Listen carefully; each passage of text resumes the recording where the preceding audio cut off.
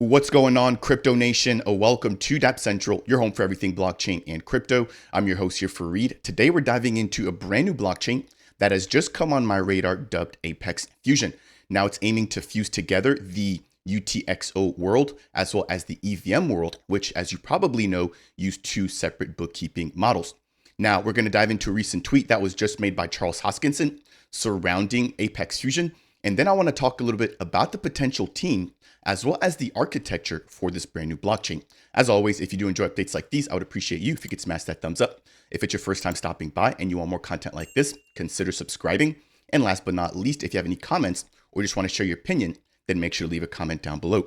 First things first, we have a tweet coming out from Charles Hoskinson. So this was about 2 weeks ago or on April 8th, where he states, "I'm excited to see what projects like Apex Fusion produce. Many ex-IOGers have gone on to create interesting projects like Ergo, the Jet Alliance, and ScoreX." Now, I'm familiar with Ergo. That's a separate blockchain. I'm also familiar with the Jet Alliance. I've spoken with Bruno. They've actually launched multiple implementations of Jet, not just on Cardano, but also on the Milkamada network. Now, that aside, this basically goes to show that a lot of people that have contributed to Cardano have also contributed elsewhere. Now, I believe Sava Savic is also one of those people. So he was a former worker at IOG, right, or IOHK. But since then, he's moved on to contribute to what appears to be Apex Fusion. So this tweet here from March 26th, again from Sava, highlighting the hottest question of Q1 when Apex. Again, this is at its very early stages. We don't have a lot of data surrounding the testnet, the mainnet, or just even the light paper, right? But I think we should be getting a lot of that, hopefully, within the next couple of days, if not weeks. Now, moving over here, we have the official Apex Fusion Twitter. So this was just created on September of 2023, still under 1,000 followers. I'm going to take a look in a couple of months here to see exactly how that grows and how that changes, but very interesting to see. So it states here a fusion of the UTXO and EVM worlds. Now, moving over to their official website, which is available at apexfusion.org, I've kind of been diving into this a little bit. So I want to go ahead and just quickly recap some of the highlights, and then we'll go ahead and close out today's video. So it states here, Apex Fusion, uniting the world of Web3, EVM plus UTXO compatibility forged by Fusion. Now, this is going to incorporate a layer 1 known as Prime, but then a layer 2, right, which is called Vector, which enables the integration of dApps built using the UTXO model. Now, the third piece is another layer 2 called Nexus, which aims to enable integration of EVM-based dApps. Now, with Prime, Vector, and Nexus, you'll be able to interoperate, right? Being able to seamlessly send assets through bridges in order to have that unified ecosystem.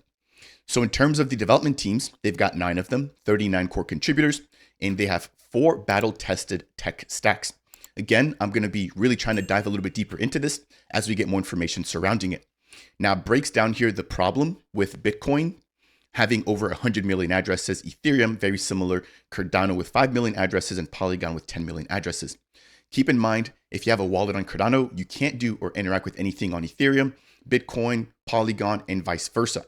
So this is where the fragmentation comes in. But imagine a network or a blockchain where you can have all of these ecosystems and all these different accounting models all working in unison. This is where I think we have a huge value proposition in Apex Fusion in the blockchain that it brings.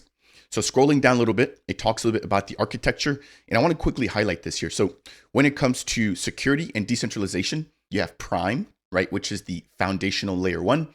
And what's amazing about this is that it's going to be using the Ouroboros proof of stake consensus protocol. That should sound very familiar, given the fact that that's what Cardano also uses. So we could have somebody, for example, like Sava, who has a lot of that intel from Cardano, bridging that over and really, deploying it again, but with so much knowledge in terms of what could be done better while also integrating the EVM side of the equation. Now we have high speed with Vector.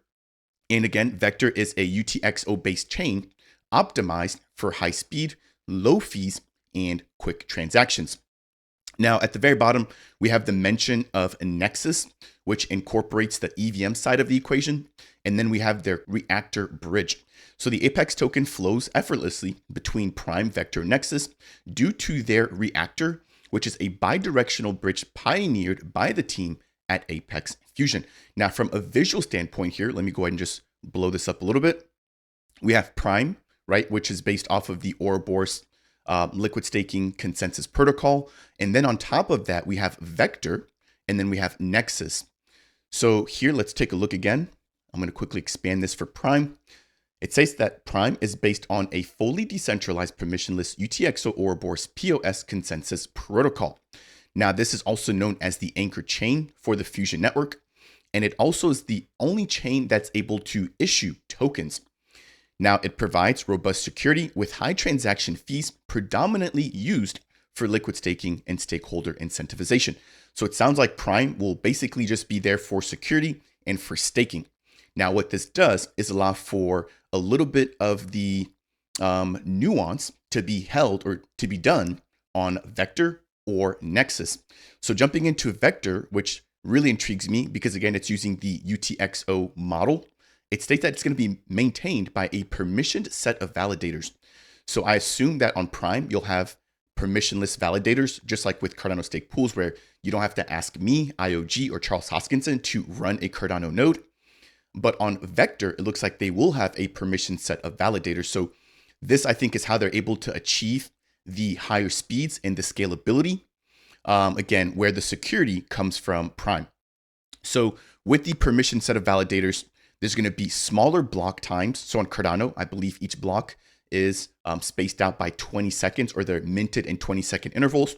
But we don't have a specification here. It just mentions smaller block times and shorter epochs to increase throughput.